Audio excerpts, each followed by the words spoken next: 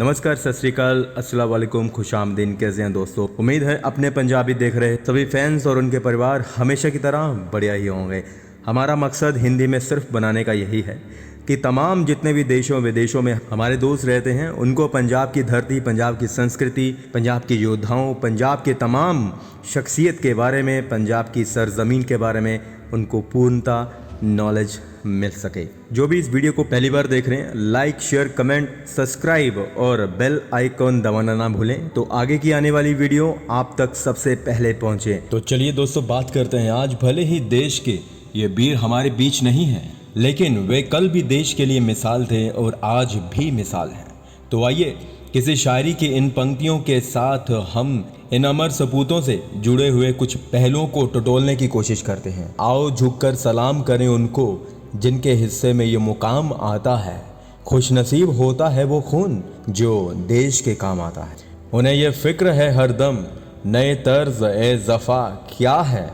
हमें ये शौक़ है देखें सितम की इंतहा क्या है। दहर से क्यों खफा रहें, चरख का क्या गिला करें। सारा जहां अदू सही, आओ मुकाबला करें। ये अल्फाज हैं भगत सिंह के, जो उनकी क्रांतिकारी की सोच को उजागर करते हैं। पंजाब के एक गांव में जन्मे भगत सिंह मात्र 12 साल के थे जब जलियांवाला बाग कांड हुआ। उस हत्याकांड को लेकर उनके मन में अंग्रेज़ों को मार गिराने का लावा फूट पड़ा। बताते चलें कि उस समय आज़ादी के लिए गांधी जी सक्रिय थे, लेकिन उनके अहिंसा के तरीके चलते भगत सिंह जैसे क्रांतिकारियों को रास नहीं आया, इसलिए उन्होंने अपने लिए क्रांतिकारी रास्ता चुना।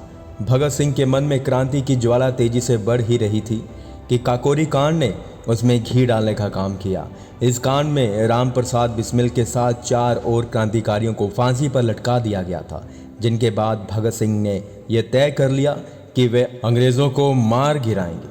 इसी सोच के साथ भगत सिंह चंद्रशेखर आज़ाद के साथ हिंदुस्तान रिपब्लिकन एसोसिएशन में शामिल हो गए। कहा जाता है कि जब भगत सिंह पहली बार आज़ाद से मिले थे तो उन्होंने जलती हुई मोमबत्ती पर हाथ रखकर कसम खाई थी कि उनकी ज़िंदगी देश पर कुर्बान होगी, जिनको उन्होंने आगे चलकर पूरा भी किया। वैसे तो भगत सिंह के जज्बे में कमी तो नहीं थी, लेकिन 1928 में जब साइमन कमीशन के बहिष्कार के दौरान लाठीचार्ज में लाला लाजपत राय की मौत हो गई तो उनका खून खौल उठा। उन्होंने इसका बदला लेने के लिए अपने साथियों के साथ मिलकर स्कॉट की हत्या की योजना बना डाली। 17 दिसंबर 1928 को वे लाहौर कोतवाली के सामने स्कॉट को मारने के लिए घात लगाए बैठे रहे, लेकिन स्कॉट की जगह अंग्रेज़ अधिकारी जेपी सैंडर्स उनका शिकार हो गए। उनके बाद उनका नाम जुड़ा असेंबली कांड के साथ। अंग्रेज सरकार 2 नए बिल ला रही थी और ये दोनों बिल भारतीयों के लिए बेहद खतरनाक थे। सरकार इन्हें पास करने का फैसला ले चुकी थी। बिल के आने से क्रांतिकारियों के दमन की तैयारी थी, इसलिए 8 अप्रैल 1929 को भगत सिंह ने अपने क्रांतिकारी साथी बटुकेश्वर दत्त के साथ मिलकर ब्रिटिश भारत की दिल्ली स्थित तत्कालीन सेंट्रल असेंबली में बम फेंक दिया। हालांकि इस हमले का मकसद सिर्फ अंग्रेजी सरकार को डराना था, उनकी सोई हुई सरकार को जगाना था।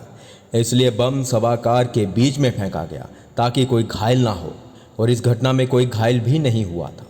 घटना के बाद वहाँ से भागने की बजाय भगत सिंह वहाँ खड़े रहे और खुद को अंग्रेज़ों के हवाले कर दिया। हालांकि वो चाहते तो भाग सकते थे, अपनी जान को बचा सकते थे। अंत उनको फांसी की सज़ा सुनाई गई, जिसके लिए 24 मार्च 1931 का दिन चुना गया। हालांकि निर्धारित समय से एक दिन पहले यानी 23 मार्च को भगत सिंह को फांसी दे दी गई। भगत सिंह चाहते तो माफ़ी मांगकर फांसी की सज़ा से बच सकते थे, लेकिन मृत्यु भूमि के इस सच्चे सबूत को झुकना पसंद नहीं था। वो कहाँ झुकना जानते थे और उन्होंने कहाँ सीखा था झुकना। इसलिए महज 23 की उम्र में इस वीर सपूत ने हंसते हंसते फांसी के फंदे को चूम लिया। भगत सिंह अब हमारे बीच भले ही ना हो, लेकिन आज भी देश की जनता भगत सिंह को आज़ादी के दीवाने के रूप में देखती है, जिसने अपनी जवानी सहित सारी जिंदगी देश के लिए समर्पित कर दी। उनके जीवन के लिए हिंदी सिनेमा को भी प्रेरित किया गया उनके नाम पर the legends of Bhagat Singh film बनाई गई, जिसे खूब सराहा गया। भगत सिंह के क्रांतिकारी विचार, जिंदगी अपने दम पे जी जाती है, दूसरों के कंधों पे तो सिर्फ जनाजे उठाए जाते हैं। जीवन का अर्थ केवल अपने मन को नियंत्रित करना नहीं, बल्कि उनको विकसित करना भी होता है। क्रांति लाना किसी एक अकेले इंसान की शक्ति के परे है, इसके लिए मिलकर प्रयास करना होगा।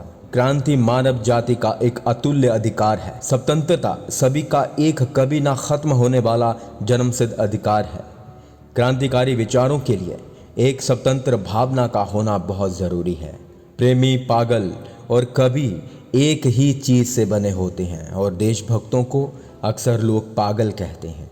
राख का हर एक कण मेरी गर्मी से गतिमान है। मैं एक ऐसा पागल हूँ जो जेल में आज़ाद है। व्यक्तियों को कुचलकर भी आप उनके विचार नहीं मार सकते। निष्ठुर आलोचना और स्वतंत्र विचारों, ये दोनों क्रांतिकारी सोच के दो अहम लक्षण हैं। अपनी राय हमें कमेंट बॉक्स पर ज़रूर दीजिएगा। फिर मिलेंगे एक नई वीडियो के साथ। तब तक आप लाइक, शेयर, कमेंट, सब्सक्राइब और बेल आइकॉन ना दबाना भूलें। देखते रहिए अपने पंजाबी.com। धन्यवाद।